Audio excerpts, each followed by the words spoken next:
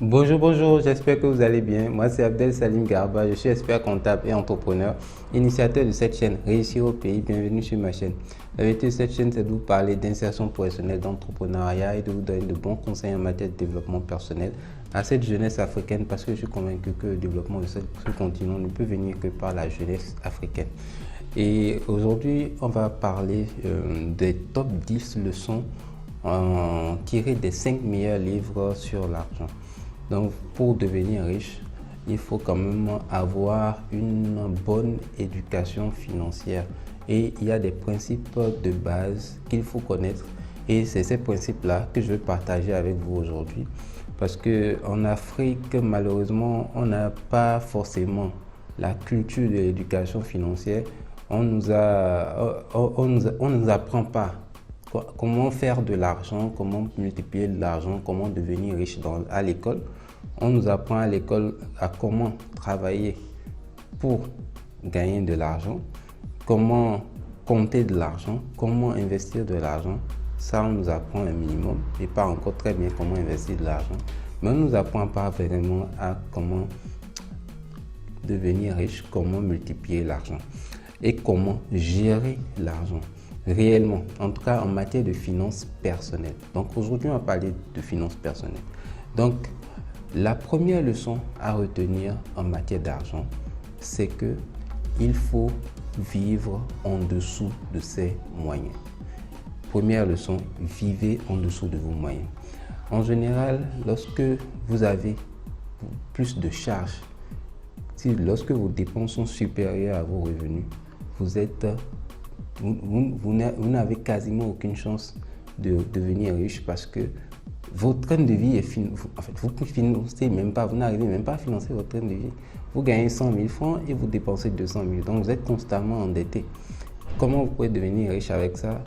Impossible, quasiment théoriquement. Maintenant, à moins que vous héritez ou que vous gagnez à la loterie juste après.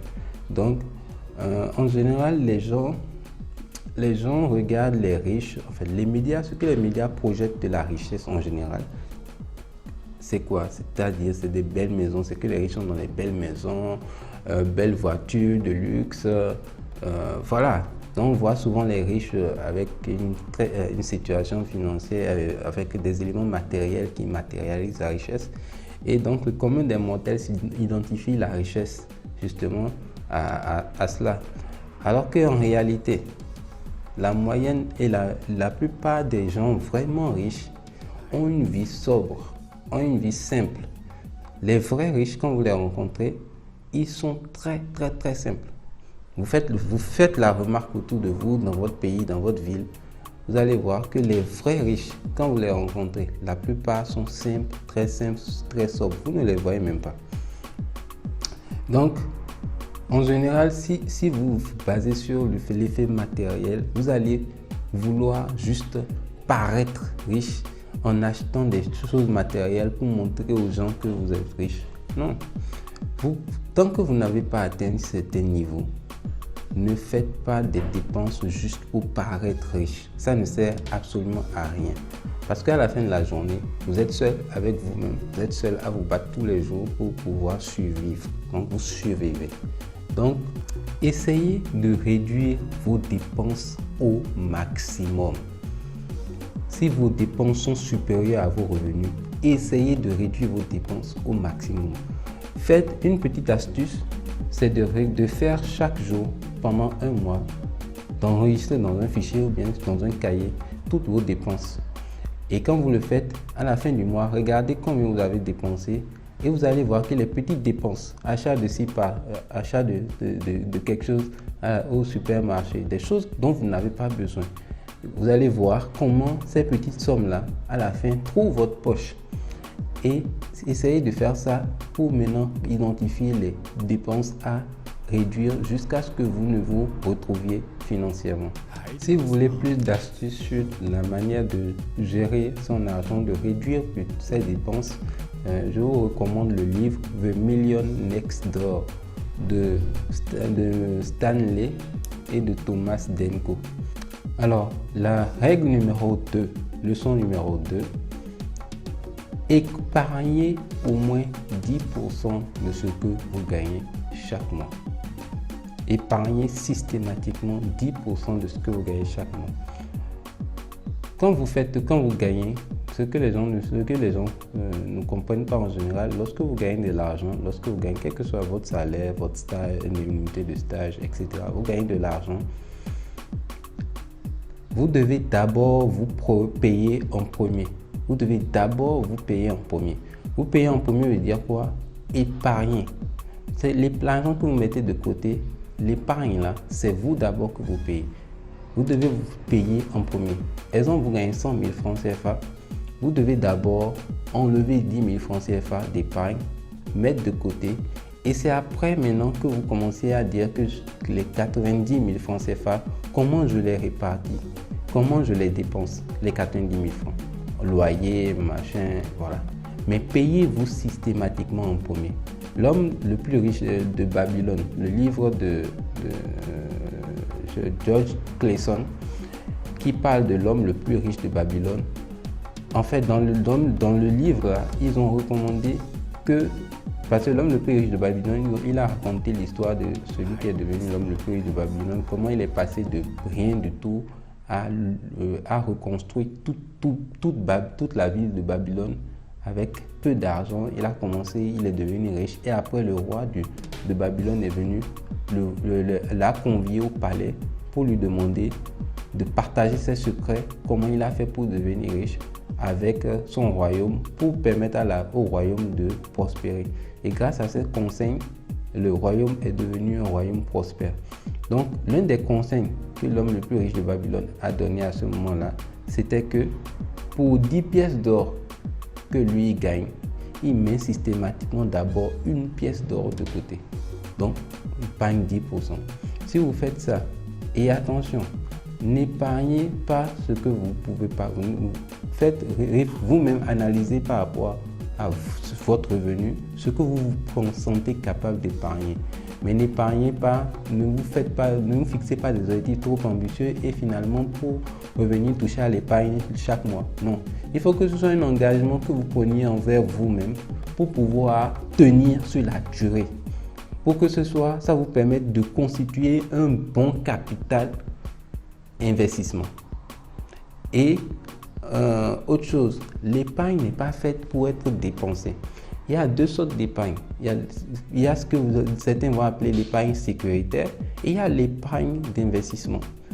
L'épargne d'investissement, ça c'est l'épargne obligatoire, les 10%. Quand vous les faites, vous ne devez pas y toucher. Qu'il vente, qu'il neige, même si vous avez des dépenses exceptionnelles, vous ne touchez pas à ça. Si vous voulez avoir une épargne sécuritaire qui va vous, au cas où il y a un événement qui va vous marquer, machin, et que vous devez gérer, là, faites encore 10% de plus et ça fait 20%. Et c'est ces 10% supplémentaires qui, au cas où vous avez des problèmes, vous pouvez y toucher. Mais les premiers 10%, ne touchez pas. La seule destination de ces 10%, c'est destiné à vous permettre d'investir dans des actifs. On en viendra. Donc d'investir pour devenir riche, pour multiplier votre argent, de constituer votre capital investissement. Et votre capital investissement, c'est ça qui va réellement vous rendre riche. Donc si vous prenez cet argent pour aller le dépenser, vous reprenez encore à zéro. Donc n'épargnez pas ce que vous n'êtes pas capable, vous ne vous sentez pas capable d'épargner, mais épargnez, mettez de côté un montant raisonnable et tenez-vous sur cet engagement sur la durée. Une autre technique pour pouvoir épargner obligatoirement, vous obligez à épargner, c'est que vous prenez vos 10% et vous les laissez vous demandez à votre banquier peut-être de bloquer ça. Donc chaque mois, on vire ça dans un compte épargne bloqué et là, vous ne pouvez rien ni faire, vous ne pouvez pas y toucher, ou vous le confiez à une personne vraiment de confiance, les 10%, pour que au moins vous êtes sûr, si vous pensez que vous êtes quelqu'un qui va dépenser l'argent rapidement, au moins vous êtes sûr que vous réduisez les chances de pouvoir dépenser cette épargne d'investissement qui va servir à l'investissement plus tard. La règle numéro 3, utilisez vos revenus pour financer vos actifs et financer vos dépenses avec les revenus de vos actifs.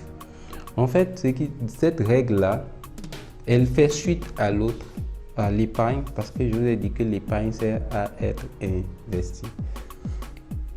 En fait, en général, la cause principale de l'appauvrissement des gens, en général, c'est que les gens ne comprennent pas la différence en matière de finances personnelles entre un actif et un passif. En matière de finances globales, les gens comprennent ceux qui sont dans le langage, ceux qui comprennent sont dans le domaine financier, et même eux ne comprennent pas réellement des fois la différence entre un actif et un passif. La différence entre un actif et un passif se fait dans le sens du cash flow. Un actif, d'accord? Un actif, c'est une toute chose qui va vous générer des cash flows positifs. Un actif, c'est toute chose qui va vous générer des cash flows positifs, et un passif, c'est toute chose qui va vous générer des cash flows négatifs. Qui dit cash flow veut dire qu'il va vous faire rentrer de l'argent chaque fois positif, et qui dit cash flow négatif dit toute chose qui va vous faire obliger, va vous amener à sortir constamment de l'argent, donc à faire des dépenses constamment. Donc en général, les riches savent très bien faire la différence entre les actifs et les passifs.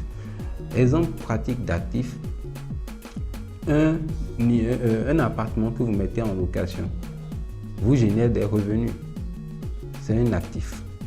Dans le cas où cet appartement vous génère des revenus, c'est un actif. Dans le cas où, par exemple, vous prenez votre voiture, vous achetez votre voiture, vous la mettez en location à des particuliers, les revenus générés, le fait que ça vous génère des revenus, c'est un actif. Par contre, si vous achetez la voiture juste pour aller au bureau, ça va vous faire, vous allez payer de l'argent pour sortir de l'argent pour payer la voiture, vous allez payer le carburant, vous allez payer les frais de réparation, vous allez payer l'assurance. Là, d'un point de vue finance personnelle, la voiture devient un passif parce qu'elle ne vous génère pas de l'argent. Alors, pourquoi faire cette différence-là? On ne vous dit pas de ne pas acheter de voiture, de ne pas vous faire plaisir. Non. Ce qu'on dit, c'est que les riches prennent leurs revenus, ce qu'ils gagnent là. Les 10% qu'ils épargnent, ils prennent ce qu'ils gagnent pour financer des actifs, des choses qui vont leur rapporter de l'argent. Une fois qu'ils ont fait ça, c'est exemple d'actifs, par exemple une entreprise que vous créez, un site internet que vous créez, une chaîne YouTube, c'est un actif, par exemple. Donc, ils prennent les investissements, leur épargne, ils prennent leurs revenus pour financer des actifs. Et c'est ces actifs-là, quand ça commence à donner de l'argent, des revenus, des cash flows positifs, ils prennent ces cash flows positifs pour financer leur voiture, leur maison, leur machin. En tout cas, pour financer tout leur train de vie.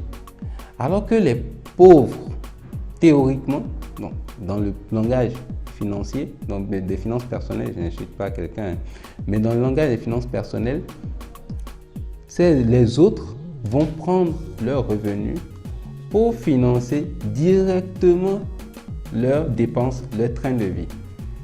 Alors que quand vous prenez votre revenu, c'est la seule chose que vous gagnez. Donc, vous gagnez 200 000, ce n'est que 200 000. Et vous prenez 200 000, vous dépensez tout. C'est fini. Zéro, à la fin du mois, vous rebelote, mais à la fin, dès que vous finissez de dépenser, rebelote, vous attendez encore que le revenu revienne.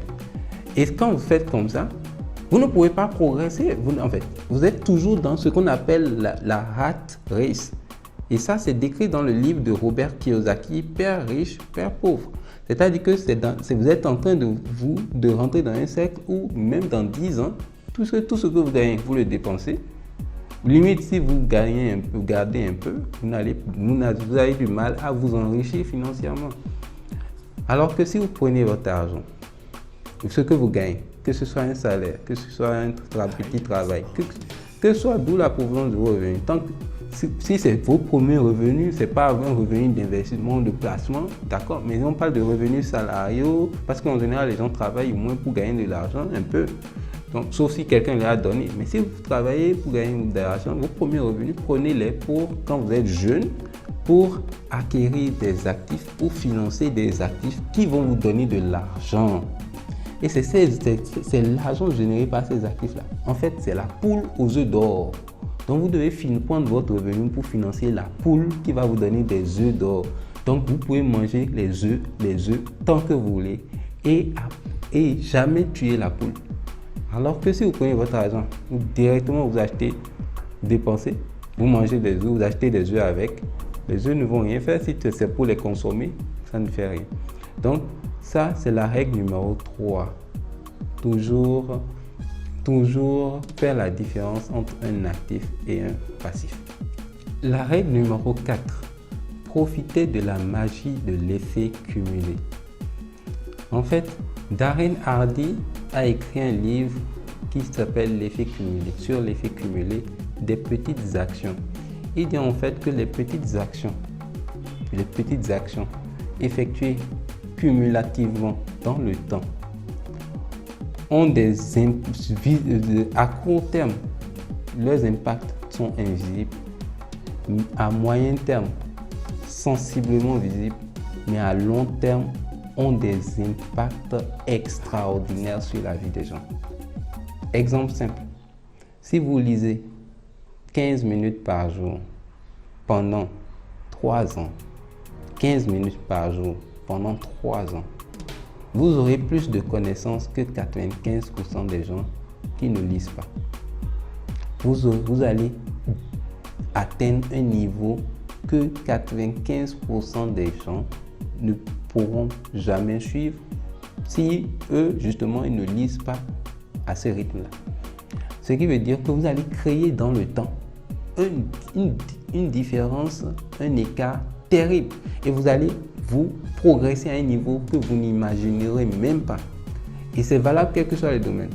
Il dit par exemple, il donne l'exemple en fait de, si on vous donnait aujourd'hui, on vous proposait de choisir entre, on vous donne aujourd'hui 1 million d'euros. Et on vous dit de choisir aujourd'hui entre 1 million d'euros et 1 centime. 1 centime qui va doubler tous les jours pendant 31 jours. Si on vous demande de choisir entre les deux, la majeure partie des gens vont préférer 1 million d'euros, prendre ça parce que pour eux, c'est vraiment, s'ils prennent ça, c'est fini. Leur vie va changer, ils vont pouvoir faire la Java. 1 million d'euros, c'est combien? Un demi-milliard. Un demi-milliard, c'est rien. Si vous dépensez 3-4 millions par mois, un demi-milliard en 3-5 ans, vous avez fini. Hein? C'est rien. Donc, il dit que si on compare les deux situations, les gens auront tendance à choisir le 1 million d'euros. Seulement que 1 centime, lorsque on a dit 1 centime qui va doubler tous les jours pendant 31 jours. Au bout de 5 jours, les 1 centime deviennent 5 euros. Pour le moment, ça n'intéresse toujours pas. Mais imaginez-vous qu'au bout de 31 jours, les 1 centime qui doublent tous les jours vont valoir 10 millions d'euros. Plus de 10 millions d'euros. Donc, on vous donne 1 centime qui chaque jour double pendant 31 jours, valent le 31e jour, à la fin du 31e jour, plus de 10 millions d'euros. C'est ça la magie de l'effet cumulé. C'est pour ça que quand vous faites une petite action, 15 minutes par jour, petite action tous les jours, ça a plus de valeur dans la régularité, dans la persévérance, dans la constance sur une longue durée. Ça a plus d'impact que si vous dites aujourd'hui je passe toute ma journée à lire et dans 5 ans encore vous revenez lire un livre encore. Vous voyez la différence. Donc ça, vous pouvez l'appliquer à tous les aspects de votre vie pour avoir sur la durée. Quand vous êtes jeune, vous avez le temps. C'est comment? 5 ans, 10 ans. 5 ans, 10 ans, vous faites des actions. Vous choisissez ce dans quoi vous êtes excellent, tout ça. Et donc, ce n'est pas un livre sur l'argent, mais c'est un livre qui s'applique aussi à l'argent. Le livre, donc, je vous recommande d'aller le lire, le livre de Darren Hardy, L'effet cumulé. Aujourd'hui, nous, par exemple, imaginez-vous réussir au pays. On publie une vidéo par jour en donnant des conseils sur le développement personnel, sur l'insertion professionnelle. Imaginez-vous dans 5 ans, le nombre de personnes qu'on pourra, par la grâce de Dieu, atteindre par notre message. Le nombre de vidéos qu'on aura en ligne, le nombre de messages qui seront en ligne. Mais ça, aujourd'hui, les effets, les impacts sont mineurs, sont même invisibles quasiment. Mais dans 5 ans, dans 10 ans, dans 20 ans et dans 30 ans, si Dieu nous donne la force de publier à ce rythme-là, imaginez-vous la magie de l'effet cumulé. Donc, règle numéro 4, profitez de la magie de l'effet cumulé. Règle numéro 5, profitez ou développez vos propres affaires. En fait, ce que Robert Kiyosaki, dans son livre Père riche, Père pauvre aussi a fait comme constat, et il dit les riches se concentrent sur leurs actifs, sur leurs affaires, et les autres personnes se concentrent sur leurs feuilles de paie. Il dit gardez votre emploi, mais développez vos propres affaires. Pour la simple et bonne raison que votre emploi, votre travail ne peut pas vous donner cette liberté financière-là. Puisque à un moment donné, la vraie liberté financière pour faire ce que vous voulez. Parce que pourquoi vous cherchez en fait gagner de l'argent?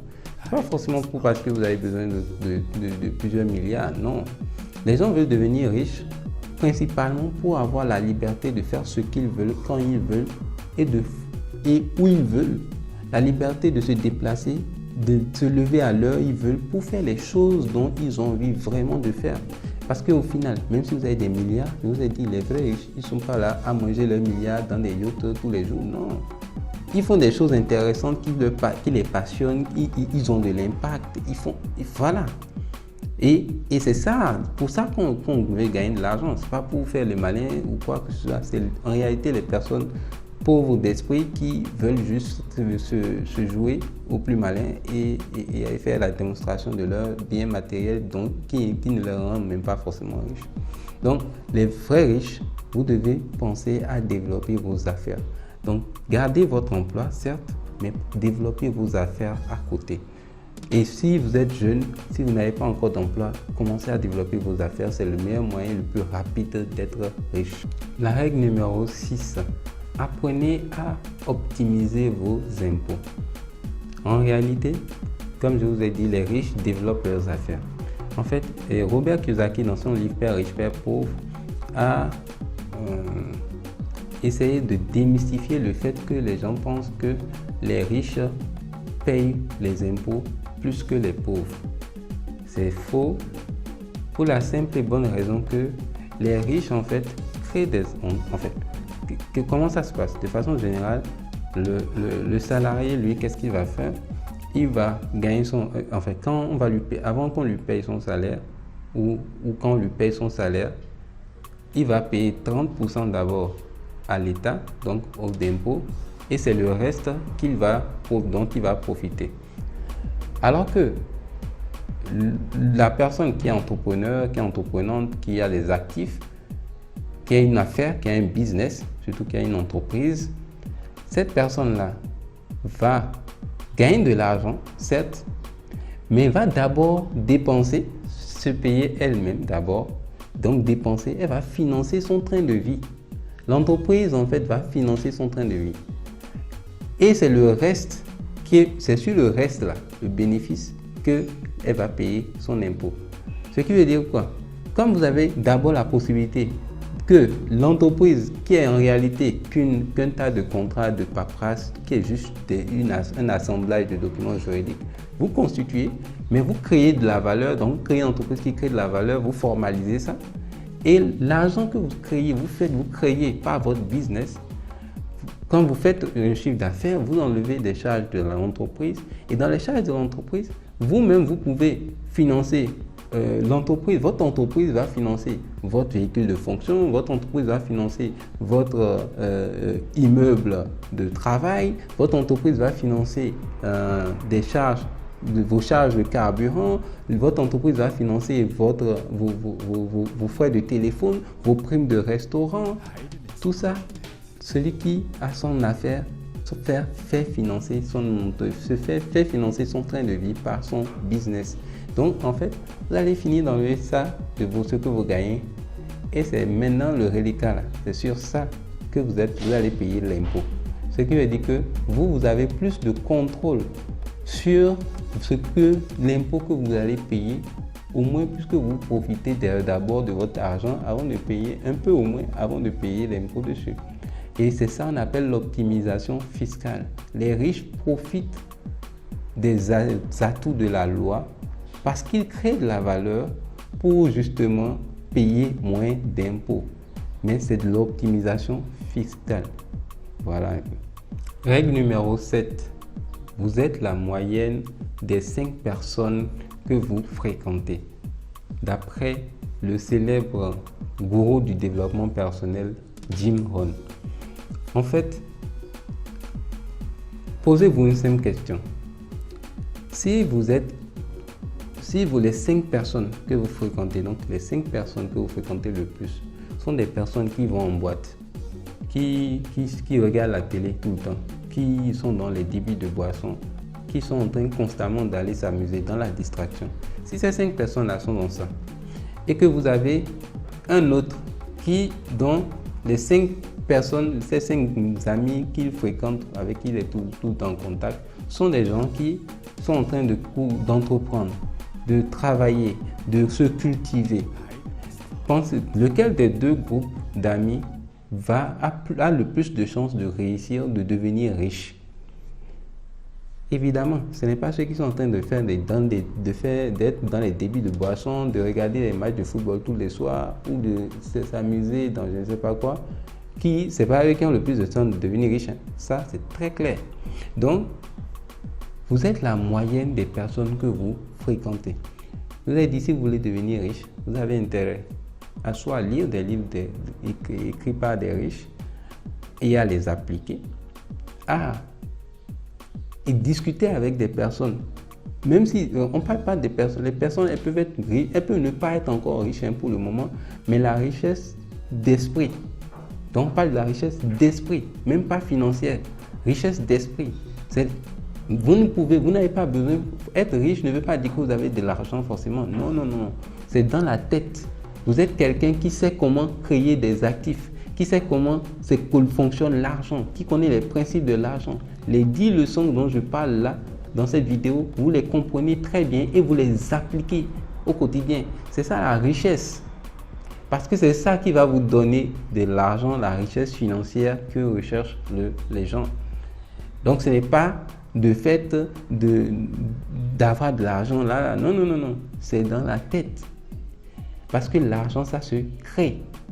On réfléchit et on crée. C'est ça. Donc, il faut apprendre à vous entourer de bonnes personnes. Ne vous entourez pas de personnes qui ne vont pas vous faire progresser. Vous pouvez regarder, si vous n'avez pas autour de vous des personnes riches, vous pouvez au moins lire des livres écrits par ces personnes riches-là, ou bien suivre des chaînes comme notre chaîne Réussir au pays, où au moins on vous donne de bons conseils en matière de richesse, de développement personnel, de réussite. Et c'est comme ça vous allez acquérir les principes, les éléments les principes de base de la richesse. Donc si vous aimez vos frères, vos soeurs, vos amis, vos petits frères, vos petites soeurs, partagez-leur cette vidéo. Surtout cette vidéo qui est une vidéo qui parle vraiment des 10 leçons en matière d'éducation financière. C'est ce qui nous manque en Afrique. C'est ce qui nous manque beaucoup. Donc partagez vraiment un maximum pour que ces personnes-là puissent entendre le message. Que ces personnes-là puissent s'abonner si vraiment elles sont convaincues par le message et comprennent que ça les impacte par la chaîne, que nos messages les impactent et qu'elles regardent les autres vidéos pour progresser. C'est ça. Progressons parce que la richesse de ce continent, c'est l'éducation de sa jeunesse africaine. C'est ça la vraie richesse de ce continent. C'est ce qui va faire ce continent un continent prospère. C'est un continent où les gens vont s'éduquer financièrement, vont s'éduquer au niveau du développement personnel, vont faire avoir les meilleures informations possibles pour réussir. C'est ça. Ceci m'amène à la règle numéro 8. Augmentez votre capacité à gagner de l'argent.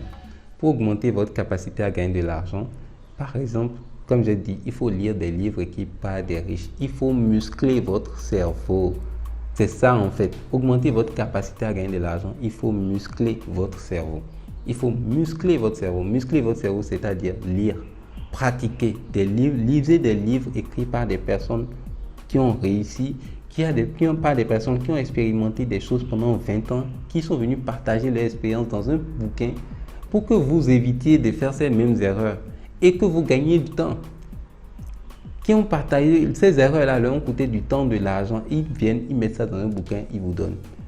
Les chaînes comme Réussir au pays, suivez notre chaîne. Si vous n'êtes pas encore abonné, abonnez-vous. Si vous avez des frères, des soeurs, des enfants à qui il faut partagez-leur pour qu'ils reçoivent le message, pour qu'ils s'abonnent. Les vidéos, ceux qui n'ont pas encore regardé toutes les vidéos, don't rush it. Ne pensez, nous publions à un rythme quotidien, mais vous n'êtes pas obligé de regarder à un rythme quotidien. Quand vous avez un peu de temps, regardez au fur et à mesure, mais regardez toutes les vidéos en tout cas les vidéos utiles pour vous, pour que ça vous permette de vous épanouir, de renforcer votre développement personnel. Parce que ce qu'on dit sur cette chaîne, on essaye de vous apporter le meilleur pour que vous puissiez réussir, que cette Afrique puisse prospérer. Donc, augmentez votre capacité à gagner de l'argent. Il y a énormément de surprises qui arrivent sur cette chaîne. Il y a des choses extraordinaires qu'on va faire sur cette chaîne et qui sont déjà en cours, en préparation. Donc, restez connectés. Restez abonnés, abonnez-vous. Pour ceux qui ne se sont pas encore abonnés, abonnez-vous. Donc, on passe à la règle numéro 9. Ne craignez pas l'échec, mais l'inaction. Ne craignez pas l'échec, mais plutôt l'inaction. La plupart des gens ont peur d'échouer, c'est pour ça qu'ils n'essayent pas. Alors que la réalité des choses, c'est que si vous n'essayez pas, si vous n'échouez pas, vous ne pourrez pas réussir. Il faut forcément passer par l'échec pour réussir. Si vous n'essayez donc pas, vous n'allez pas réussir. C'est aussi simple que ça. Donc, ne craignez pas. La plupart tous les riches, toutes les personnes qui sont devenues riches, ont échoué forcément d'abord. Donc, n'ayez plus peur d'échouer. N'ayez plus peur d'être ruiné. On peut être ruiné, arriver au fond du trou. Quand vous êtes au fond du trou, c'est là-bas même toute votre énergie, vous n'avez plus rien à perdre. Vous foncez, vous réfléchissez, vous innovez, vous créez, vous vous battez, vous sortez tout ce qui est dans vos tripes pour réussir.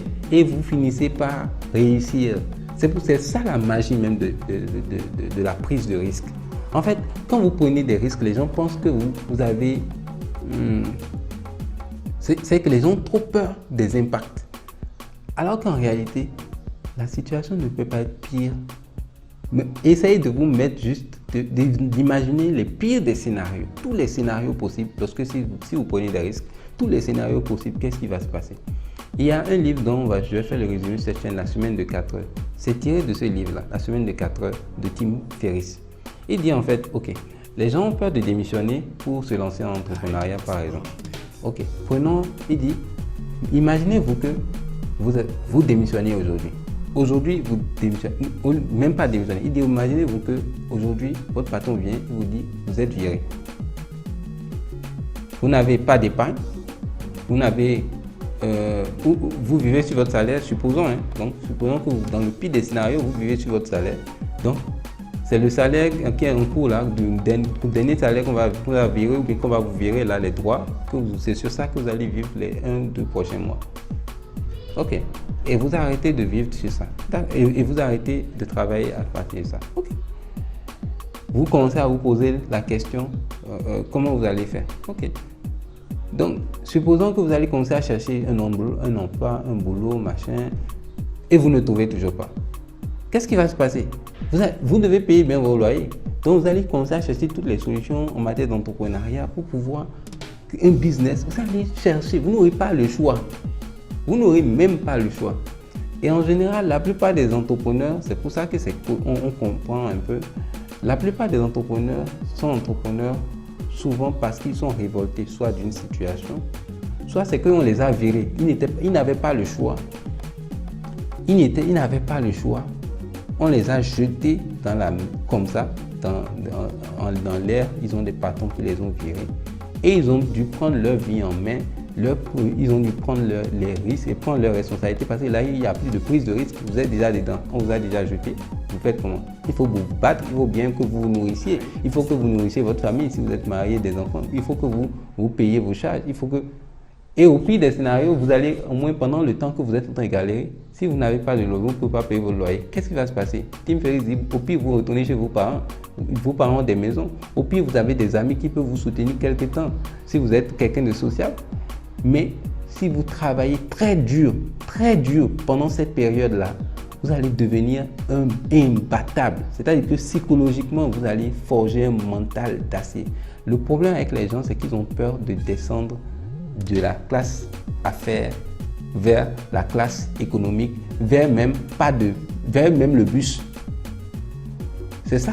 Le problème avec les gens, c'est qu'ils ont peur de descendre parce qu'ils se disent non, moi je suis déjà arrivé trop haut, je ne vais pas quitter tout ça là pour descendre en bas, pour revenir reconstruire tout ça. Alors que moi je l'ai tellement fait, j'ai fait ça au moins 3 fois. Moi dans mon parcours, je l'ai fait au moins 3 fois. Je quitte un salaire de 3,5 millions, je descends à 0 et je reconstruis encore. Pour la simple bonne raison que je suis convaincu déjà d'une chose. Quand vous avez la foi et que vous êtes travailleur, même si aujourd'hui vous gagnez 10 millions par mois, que des événements de la vie vous ramènent à 0, si vous travaillez donc votre mental et que vous faites tous les efforts possibles, vous allez reconstruire. Demandez à la plupart des milliardaires. Warren Buffett, on lui a demandé si aujourd'hui il était ruiné, qu'est-ce qu'il ferait? Il a dit simplement, je reconstruirai tous mes milliards. Pour la simple et bonne raison que les riches savent comment faire de l'argent. Et que quand vous êtes dans ce genre de situation, vous n'avez pas le choix. Vous devez foncer. Donc ce n'est pas un problème de descendre de la classe affaires vers la classe économique. Ce n'est pas un problème de descendre de ne plus prendre le billet d'avion et de prendre le bus. Mais la vie, mais vous ne maîtrisez pas. C'est que vous pensez que vous êtes même dans un confort, mais c'est même dangereux parce que si on vous lâche du jour au lendemain et que vous n'êtes pas préparé, voilà. Donc, il faut apprendre à prendre des risques et à faire face à l'échec. Les riches, ce qu'ils craignent le plus, c'est de ne pas faire des actions. C'est l'inaction. Donc, ne craignez plus l'échec, ne craignez pas l'échec, craignez l'inaction. Règle numéro 10. Désirez ardemment l'argent et passez à l'action. Ça, c'est tiré du livre de Napoléon Hill, Réfléchissez, devenez riche.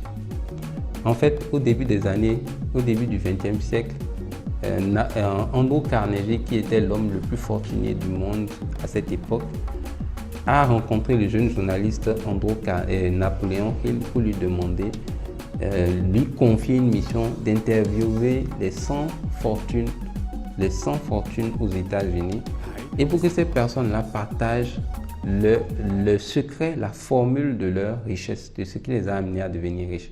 Et qu'ils retranscrivent ce secret-là, ces formules-là dans un livre qui allait être vendu, commercialisé, publié au monde entier pour permettre aux jeunes dans le monde entier, aux gens de comprendre c'est quoi les formules qui mènent à la richesse. Donc, dans ce livre-là, les 6 étapes qui mènent à la richesse, c'est ça qu'il faut retenir et appliquer pour devenir riche. Désirer, le premier principe, c'est qu'il faut désirer ardemment l'argent. Il faut vouloir l'argent parce que vous avez besoin d'argent. Vous avez besoin d'argent pour obtenir votre liberté financière. Donc, la première étape, c'est qu'il faut fixer la somme exacte que vous voulez. La deuxième étape, c'est que vous dites exactement ce que vous êtes prêt à donner en échange pour avoir cet argent. Si vous êtes prêt à passer des nuits blanches, à travailler comme un ou à vous investir toutes vos économies, vous devez savoir, toute l'énergie, toutes les ressources matérielles, humaines, financières que vous êtes prêts à donner en échange. La troisième étape, c'est de fixer la date exacte à laquelle vous voulez gagner cet argent. La quatrième étape, c'est de faire un plan sur comment vous allez gagner cet argent. La cinquième étape, c'est de tout noter, ces 4 étapes précédentes-là, dans un document que vous allez écrire, un papier, un cahier. Vous allez coller, même sur votre mur de votre chambre, coller dans votre bureau pour dire toutes ces 4 étapes-là. Vous décrivez ça consignez ça dans un document. Et la sixième étape, c'est que chaque jour, 2 fois par jour, vous lisez vos objectifs, votre plan, la date à laquelle vous lisez votre document là 2 fois par jour. Vous le répétez jusqu'à ce que vous muscliez votre cerveau qui soit convaincu que c'est ce que vous allez atteindre et que vous réalisez vos objectifs. Et Andrew Carnegie, quand il confiait la mission à Napoléon Hill, il lui a dit, vous n'avez pas besoin d'y croire. Parce que Andrew Carnegie lui a dit, Monsieur Hill, dites chaque jour, 2 fois par jour, Monsieur Andrew Carnegie, non seulement je réaliserai ce que vous avez réalisé, mais je dépasserai vos accomplissements. Donc, Monsieur Carnegie qui demande à Monsieur Hill d'écrire sur papier, Monsieur Carnegie, non seulement je vais réaliser ce que vous avez réalisé, mais je vais dépasser vos accomplissements. Il a dit, et Andrew Carnegie, il a dit d'écrire ça et il lui a dit que vous n'avez pas besoin d'y croire. Monsieur Hill, vous n'avez pas besoin d'y croire. Vous avez juste besoin de l'écrire sur un papier et de le répéter 2 fois par jour. Et c'est en le répétant 2 fois par jour que Monsieur Hill, le journaliste, a fini par être convaincu au bout de 2 semaines, 3 semaines. Chaque jour, quand il les répétait, il a fini par être convaincu qu'il allait réaliser des choses plus extraordinaires que l'homme le plus fortuné des États-Unis. Donc, pour dire que vous n'avez pas besoin d'y croire, fixez votre objectif. Ne fixez même pas un objectif réaliste. Fixez un objectif ambitieux. Soyez ambitieux et faites les choses correctement, positivement.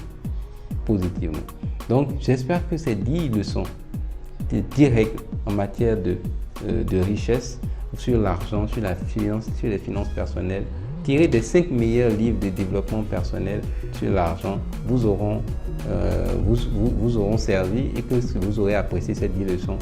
N'hésitez pas à vraiment partager cette chaîne, cette vidéo à ceux qui vont en avoir besoin à votre avis, vos frères, vos soeurs, vos parents, amis, etc.